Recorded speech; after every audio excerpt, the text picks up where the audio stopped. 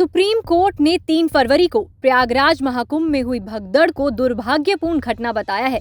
साथ ही उत्तर प्रदेश के अधिकारियों के खिलाफ कार्रवाई की मांग करने वाली याचिका को खारिज कर दिया है। कोर्ट ने याचिकाकर्ता वकील विशाल तिवारी को इलाहाबाद हाई कोर्ट जाने को कहा।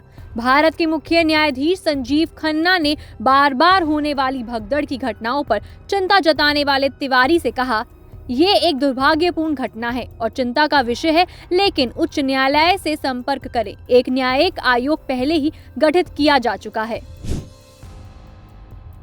बता दें कि संसद के बजट सत्र के दौरान 3 फरवरी को लोकसभा में भारी हंगामा हुआ। प्रश्नकाल के दौरान विपक्ष ने प्रयागराज महाकुंभ में अमृत स्नान के दौरान मची भगदड़ का मुद्दा उठाया।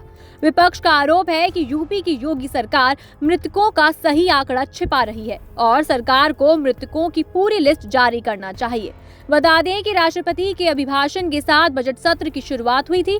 1 फरवरी को आम बजट पेश होने के बाद सोमवार को प्रश्नकाल के बाद राष्ट्रपति के अभिभाषण पर चर्चा हो रही है। विपक्ष के हंगामे के बीच चर्चा शुरू हुई, जिसके आखिर में प्रधानमंत्री नरेंद्र मोदी जवाब देंगे। सदन की कार्रवाई शुरू होते ही विपक्ष सांसद हंगामा करने लगे।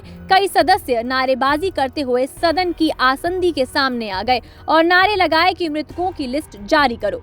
सदन की कार्यवाही के दौरान लोकसभा स्पीकर ओम बिरला ने विपक्षी सदस्यों से शांत रहने की अपील की और कहा कि देश की जनता ने आपको इसी काम के लिए चुना है। विपक्ष के हंगामे के बीच संसद कार्य मंत्री किरेन रिजिजू ने कहा, विपक्ष का इस तरह सदन को बाधित करना ठीक नहीं है। विपक्ष अभिभाषण पर चर्चा के दौरान अपनी बात रख सकते हैं। विपक्ष के हंगामे के बाद सदन की कार्यवाही स्थगित होने पर भाजपा सांसद निशिकांत दुबे ने कहा, मैं 10 सवाल उठाना चाहता हूं, लेकिन विपक्ष मुझे ऐसा करने नहीं दे रहा है। मैं गांधी परिवार और जॉर्ज सोरोस के बीच संबंधों को उजागर करूंगा। निशिकांत दुबे के अनुसार जॉर्ज सोरोस के बेटे की बांग्लादेश के राष्ट्रपति मोहम्मद यूनुस के साथ प्रकाशित हो चुकी है और वो 4 दिनों तक बांग्लादेश में रहा। इसके साथ ही बांग्लादेश को बांग्लादेशी घुसपैठियों को भारत लाने और हमारे देश को विभाजित करने का केंद्र बनाया गया है। मैं उसका पर्दाफाश करने जा रहा हूं।